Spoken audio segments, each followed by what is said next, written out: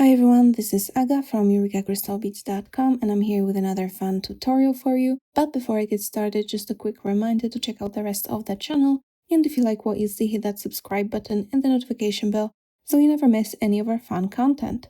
Today I'm coming to you with something a little bit different. We're not going to do any beading today, but we are going to do some chainmail, like very basic chainmail, and it's so much fun. So we're going to be making this necklace, which obviously could be also a bracelet. You can customize it, and I'm going to tell you all about how. The supplies that you're going to need first and foremost are jump rings, and I'll be using two sizes of jump rings, a larger one where I'll put some beads, and a smaller one which I'm going to use to connect the larger ones.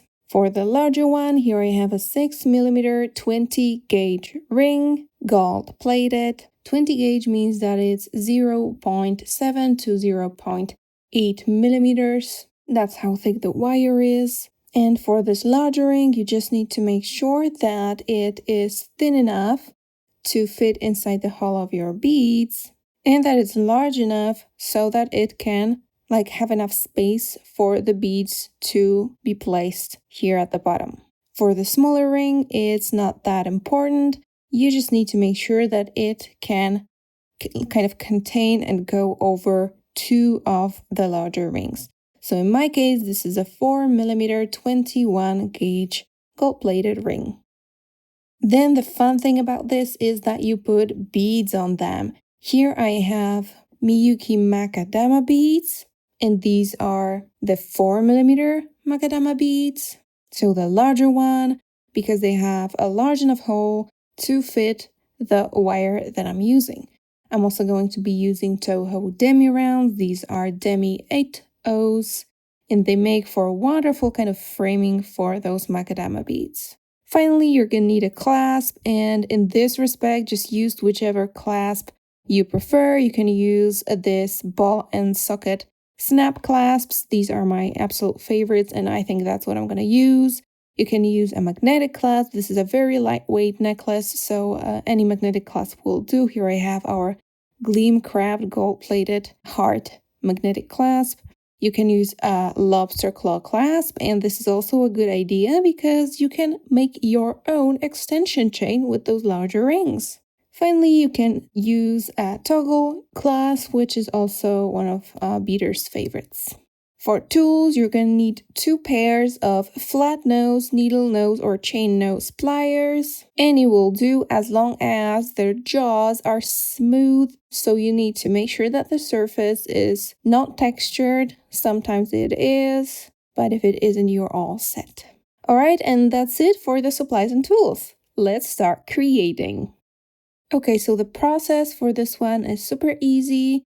You create those units of large ring with beads. So you just open a large ring, put on the beads, close the ring, and you create many of these. And then you just take them and connect them with the smaller rings.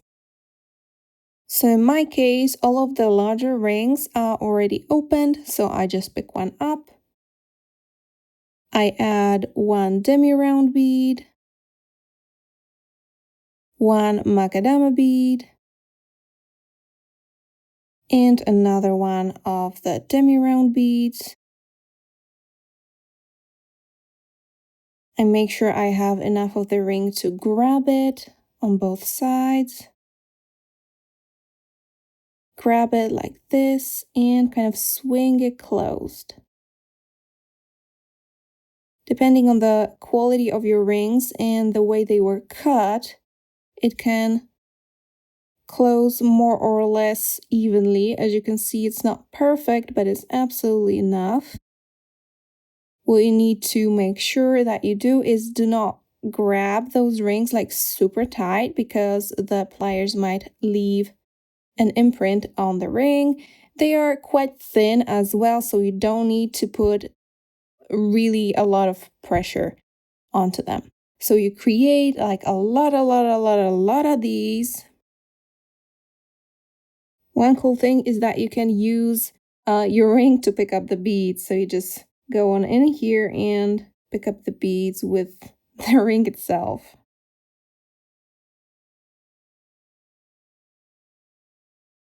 Alright, once you got all of the large rings done and ready and closed, let's imagine I have lots of them in here. I'm just gonna continue with this necklace, so I just made 3 to show you.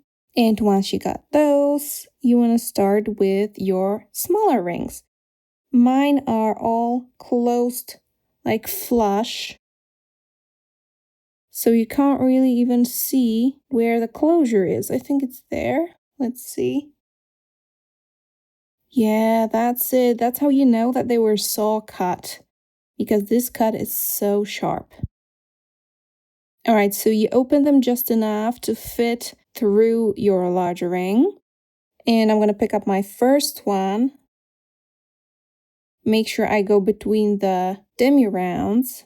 And this is gonna be one of the ends of my necklace. So I'm just gonna pick up my clasp while I'm at it, put it on,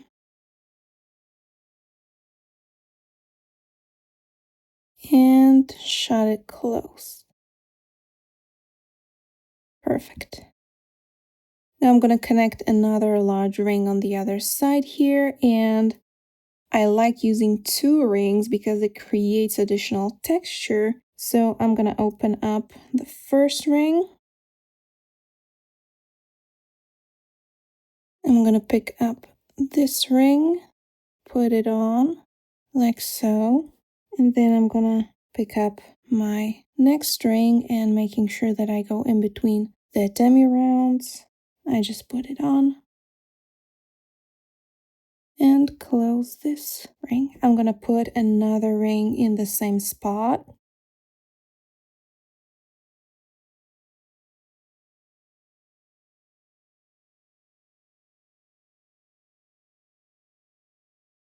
So I'm connecting these 2 in the same way again, on through here, and the other ring as well. Closing that up. There, that's my 2 rings on. Now I'm gonna connect the next large ring.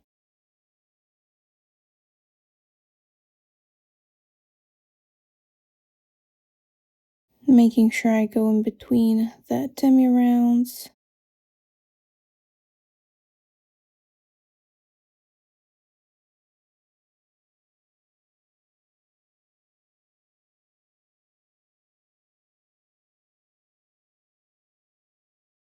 Now putting on my second ring here.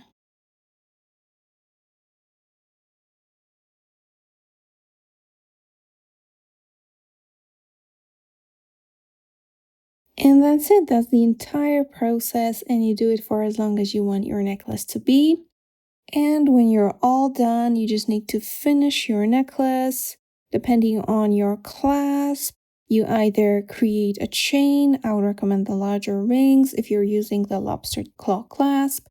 But for like a ball and socket clasp or a toggle clasp, you just connect the other half of the clasp. So here I have my ring that I'm gonna use. I'll just make sure that the necklace is not twisted. And I'm gonna put on clasp.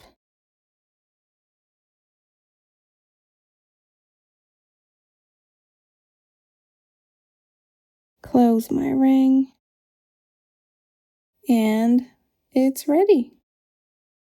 Alright, so that was a pretty quick tutorial.